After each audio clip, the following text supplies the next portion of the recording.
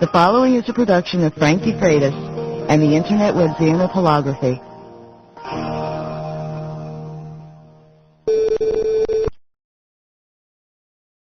Hello everyone, this is Frank DeFreitas and welcome to another week of HoloTalk for the week of October 11th, 1999. A little bit of a different type of program this week. We're going to take a look at a new process that was sent to me from Jeff Blythe in the UK, who was working with a number of different people on this project, in creating your own holographic plates.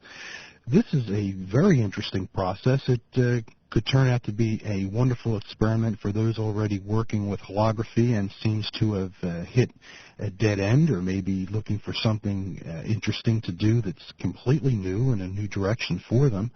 And the plates seem wonderful.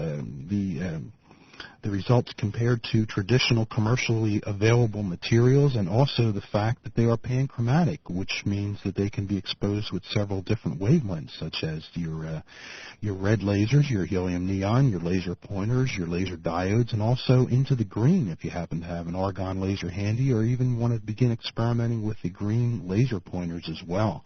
So we're going to be taking a look at this entire process a little bit later on in the show, and I've also included information in the actual papers that have been published on this on the website, so you'll see links for those as well, and you might want to click on those links and print out that information and begin the process yourself.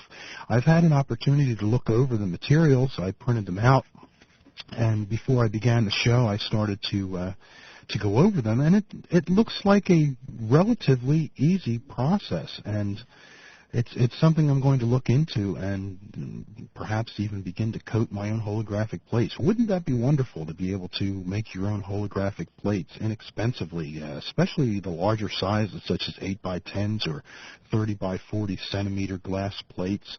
Make up your own emulsions and put them onto the plates and wind up having your own hologram. Now that is an entire great process from start to finish. Your own homemade holographic lab and your own holographic plates. So this is a very exciting bit of information that's just come down the pike from Jeff, and we're going to take a look at that in just a moment. I wanted to thank everyone who came to the open house last week. Actually, it was Wednesday evening. We had about 12 or 13 people that stopped by along with their children.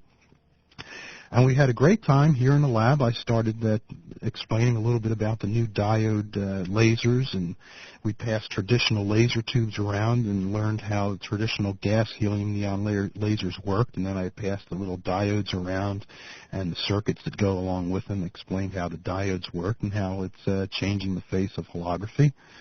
And then we came down in the lab, and one of the things that everyone had an opportunity to see were nice laser transmission holograms, which people normally don't get an opportunity to see outside of a laboratory environment, so everyone was real happy to see those. And they're wonderful holograms. I love laser transmission holograms. I always have and I always will. They're the best holograms to me. And I always like to see people's reaction when they walk up to a laser transmission hologram and they take their hand and reach around and try and manipulate the different objects that are appearing behind the plate, and their hands just pass through air. So I took some pictures, not thinking I should have gotten the digital camera out and taken a few pictures with the digital camera, but I took it with the traditional film. So I guess the film will sit in the camera until a birthday comes along or something like that, and I get the film developed. But I'd like to point out that the next open house will be Wednesday, November 3rd at 7:30 p.m., and you're welcome to come out to the studio and enjoy some snacks and coffee and soda, hear a little bit about holography, and come down into the studio and see some pretty amazing holograms that I have here in my own personal collection that I've managed to collect over the years. So let's take a quick break, and I'll be right back, and we're going to start talking about how to make your own holographic plates. This is Frank DeFreitas. I'll be right back. Would you like to create your own three-dimensional holograms? Well, you can begin today, and Frank DeFreitas can show you how. From introductory guides like his shoebox holography system to developing innovative and affordable new laser systems, along with year-round holography workshop programs, Frank is finding a way to bring the out of reach into the reach of everyone.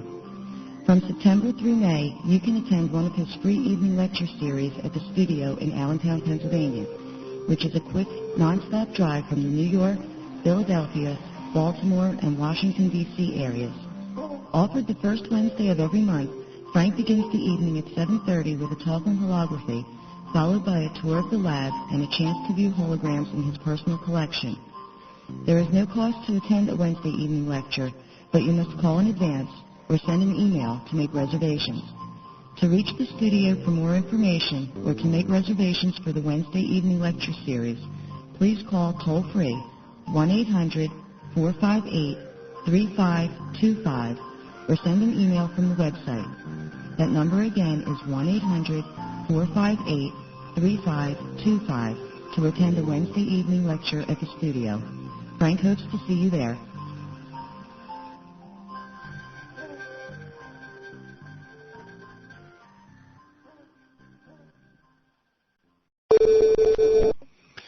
Okay, let's jump right in. The title of the paper is A Diffusion Method for Making Silver Bromide-Based Holographic Recording Material. The authors, Jeff Blythe, Roger B. Millington, Andrew G. Mays, and Christopher R. Lowe, Institute of Biotechnology, University of Cambridge, and I certainly hope I pronounced all of the names correctly. The paper appeared in the Imaging Science Journal, Volume 47, pages 87 through 91, 1999. And I am not absolutely certain if that is a past issue of this year, a current issue of this year, or will be a future issue of this year. So those of you who are subscribers to the Imaging Science Journal will know that right off the bat, Volume 47, if that is a past issue, current, or future issue. In any case, what I'd like to do is just cover the abstract and introduction here with you now. And following that, I would also like to just go over the technique a little bit. And once again, these papers are available on the website. If you go onto the HoloTalk page, you will see the links. Click on those links, and it will take you to the pages. You can print them out. One page is the abstract introduction and the actual article, and the second page is the technique. So you'll have to come back to the HoloTalk page to go from one page to another. Let's start off with the abstract. A simple diffusion method for the distribution of ultrafine silver bromide grains in pre-coated gelatin and customized polymeric films for holographic recording has been developed. The method involves two steps: immersion of the preformed film in a solution of a silver salt, followed by agitation of the film in a solution of a bromide salt containing sensitizing dye. Repetition of the operation on the same film with different sensitizing dyes in the bromide bath enables the production of a film with panchromatic response. Transmission electron microscopy reveals a grain structure very suitable for use in holography. A reflection hologram made by this method has very similar brightness under the same exposure and processing conditions to one made from a proprietary hologram recording material currently available. Now, this is fascinating stuff, folks. To be able to make your own holographic plate, be able to control what wavelength the plate is sensitive to, or having it possibly sensitive to both wavelengths of both red and green, and having the final results very similar in quality to materials that you're paying for, and possibly exceeding. Let's not leave that out. I'm sure as people begin working with this, they will find ways of actually taking it to another level as well. Let's move on to the introduction. The original method conceived by Gabriel Lippmann over a century ago to produce the first filterless color photographs used in the constructive interference of each wavelength in white light when it was returned from a reflective surface in intimate contact with the emulsion. The system gained a somewhat notorious reputation for making difficult demands on makers of silver halide emulsions. The emulsions needed to be both exclusively of ultrafine grain and panchromatic. Such fine-grained emulsions have seen a renaissance in the last 30 years with the development of holography, since the grain sizes for both techniques are comparable. However, commercially available silver halide emulsions materials intended for holography have been restricted to a relatively narrow band photosensitivity and have been generally unsuitable for the much more stringent demands of Lippmann's photographic method. The long-held impression that the fabrication of do-it-yourself Lippmann emulsions is not for the faint-hearted may still linger. Consequently, there is a need for the introduction of a simple technique for making ultra-fine grain emulsions. This paper describes a diffusion method for producing a holographic recording material which avoids the traditional laborious emulsion-forming methods for producing silver bromide in gelatin films. Light-sensitive, ultra-fine silver bromide grains can be introduced into thin films of a number of natural or synthetic polymers, even if they are somewhat hydrophobic. These polymers may be preformed or polymerized in situ by UV irradiation on a suitable substrate. Sorry about that, folks. I had to flip the paper here. It has recently been pointed out to us by Hans Belchhagen that this diffusion method is a variation of one used in Germany some 85 years ago and claimed to give extraordinarily fine grain for the Lippmann photographic process. Okay, then it goes on to the experimental section where it mentions the materials. Hang along with me here. Panchromatic sensitization. Conclusions, blah, blah, blah, blah, blah, blah. Okay, captions, credits. Let's move on to the actual technique. Once again, all of this material is available on the website. Okay, this would be the one which is the second piece of information, the second link there. And this is the preparation. A simple way to make silver halide hologram recording plates by diffusion. What follows is in the form of a worksheet based on the paper published in the Imaging Science Journal, Volume 47, page 87 to 91, 1999. And this is the worksheet.html on the website. Let's go through the materials. Number one, pre-subbed glass plates. And it mentions here you can use the old holographic plates with the gelatin removed with the aid of household bleach, which I've done on numerous occasions. Just take your Agfa or other plates, put them into a little bath, put some regular Clorox bleach in there, and you'll see that emulsion will just dissolve right into the Clorox bleach. Take the plate out, rinse it under water, and you've got a beautifully clean piece of flat glass. And if you've got as many holograms sitting around that didn't work out as I do, from all that experiment, all the experiments with the laser pointers and diodes, I've got plenty of old holographic plates that I can convert, believe me.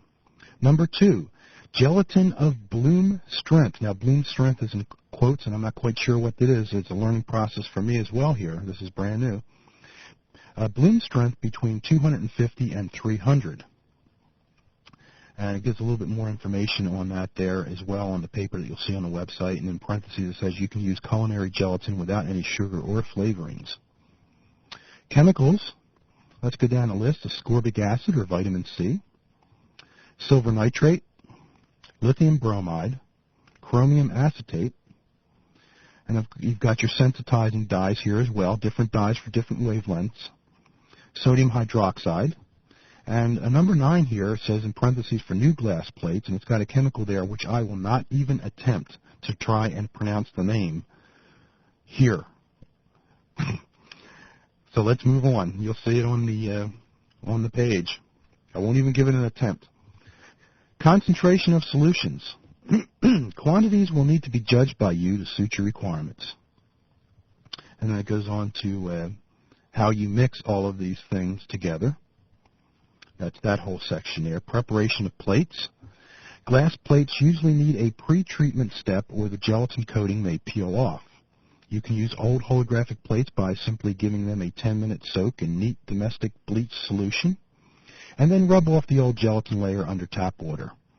After a final rinse in distilled water, no further subbing step is usually required. However, with freshly cut glass plates, I leave them soaking overnight in a strong 10% caustic soda solution to both degrease them and activate the surface. Don't do this without eye protection and thick rubber gloves, as splashing this dangerous liquid is almost always unavoidable. So that's another thing we need to keep in mind, folks. As you look at this, and if you're a school, an educator, or someone that's working in your home, et cetera, please keep in mind the requirements and safety requirements of working with all the materials that are stated in any of the materials that you're going to find out for this, and take the necessary precautions for your safety at all times. They are then washed in distilled water and dried. After the plates are dry, I rub them over with a 1% solution of 3. Oh, there's that chemical. There's that chemical. They're trying to get me to say this no matter how hard I try not to, and maybe I should just give it a shot. 3-amino propyl triethioxyline. Ooh, good Lord. In acetone on tissue until it has evaporated, and leave them in air to interact. Now I'm getting stuck on the small words. And leave them in air to interact with the saline for at least 2 hours before coating. Preparation of coating solution for an 8 by 10 inch plate. Excuse me. Add 30 grams gelatin to 170 milliliters cold water and mark the liquid level on the beaker. Place beaker in a water bath and heat while stirring constantly until gelatin solution is between 70 and 80 degrees Celsius. Stir until all granules have cleared, top up level to the mark. To remove skin and surface foam, pour through a fine mesh, nylon stockings work fine, into a preheated beaker. Then immediately proceed to the next step, which is coating by the old Victorian curtain method. Hold the beaker in your right hand and with your left hand incline the pre-subbed glass plate, preheated to around 60 degrees Celsius, at an angle of about 30 degrees to the vertical with its bottom edge in a clean tray. Pour the gelatin in a line about 1 centimeter from the top of the plate. The pouring rate must be continuous until the furthest edge of the plate is reached. And in parentheses it says you may have to accept the tendency of the coating to not completely cover the lower part closest to the furthest edge. Lean the plate against something for a few minutes while coating gels. Run a knife along thick layer at the bottom to free plate rather than risk tearing the delicate coating. I guess once you have that coated, it becomes thicker. And you don't want to just lift that plate up. You want to take a little X-Acto blade or razor blade or a sharp knife and go along that bottom edge to cut it free. And in parentheses, since no hardener is involved yet, the gel can be readily scooped up and recoated if you are not satisfied. Isn't this cool? Isn't this cool? I think there's a lot of people that are going to have success with this. Boy, this is exciting stuff. Wow. Put plate in cold solution of chromium acetate for 1 minute. Shake off drips, and then, without washing away that salt, blow plate with a cold air until dry. Once the layer is dry, leave the plate to complete the chrome hardening effect overnight in a warmer, preferably at around 60 degrees Celsius for several hours. Rinse the hardened plate in distilled water and dry in a warm airflow. If you want to cut plate up for next step, after scoring the glass on the back and cracking it, it is best not to pull sections apart before running a scalpel blade along the gelatin side first, so that it is cut and not torn apart. Once again, similar to taking the plate out of that coating bath. If you're going to score and cut the plates, just don't cut the glass side and then pull them apart. You might want to score and cut the gel also and have a clean cut on the gelatin side as well, which I think that it's getting at. Okay, the loading operation, silver bromide loading operation, and we're getting close to the end here. For a 4 by 5 inch plate, place approximately 3 milliliter 6% silver nitrite solution in the center and at once squash it with a clean flat cover plate, preferably transparent plastic so that you can see air bubbles are squeezed out. Leave for 3 minutes. Safe lighting is not necessary here, but the lighting should be subdued. Remove cover plate and immediately remove the excess silver solution on its surface by gently brushing over the plate with the edge of a piece of filter paper. Blow dry plate with cool air, and under safe light conditions, add 2.5 milliliter of dye solution per 100 milliliter of lithium bromide solution. Add about 0.2 milliliter of 1% ascorbic acid solution, and this is the same solution as used in the final sensitizing bath. Agitate the bath and plunge plate in while maintaining the agitation for about 4 minutes. And number 6 is rinse well under running tap water. And in parentheses it says any bromide only on the surface can be removed by gently rubbing with ungloved finger. Plates usually come out of this bath beautifully clear under the green safe light without any special surface deposit. Final step, sensitizing bath step. The plate can be immersed for 1 minute in 1% ascorbic acid solution adjusted to pH 5 using a little sodium carbonate or hydroxide. Alternatively, the well-known triethanolamine pre-swelling technique can be used with the advantage of increasing brightness at a shorter wavelength. And once again, in parentheses, prolonged settling period may then be necessary, however, to avoid creep while the exposure is being made. After exposure, the plate is then treated conventionally. How about that? Isn't that fantastic? This is wonderful stuff. So that's going to be it for the show. I'm not going to take it any further. You've got your homework there. You've got a lot of research and reading to do with the materials that are up on the website. So if anyone gives it a shot, could you please send me an email? I'd love to hear, even if you're only thinking about doing it and you've heard the show and you want to try it, send me an email and let me know, and we'll keep in touch and find out how this turns out.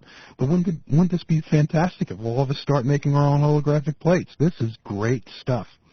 All right, folks, we've got guests coming up the next couple of weeks. In fact, I'm going to record a number of shows this upcoming week and just stack them together and use them week by week. So don't forget to tune in each and every week for HoloTalk. And this is Frank DeFreitas. Take care, and I'll see you next week.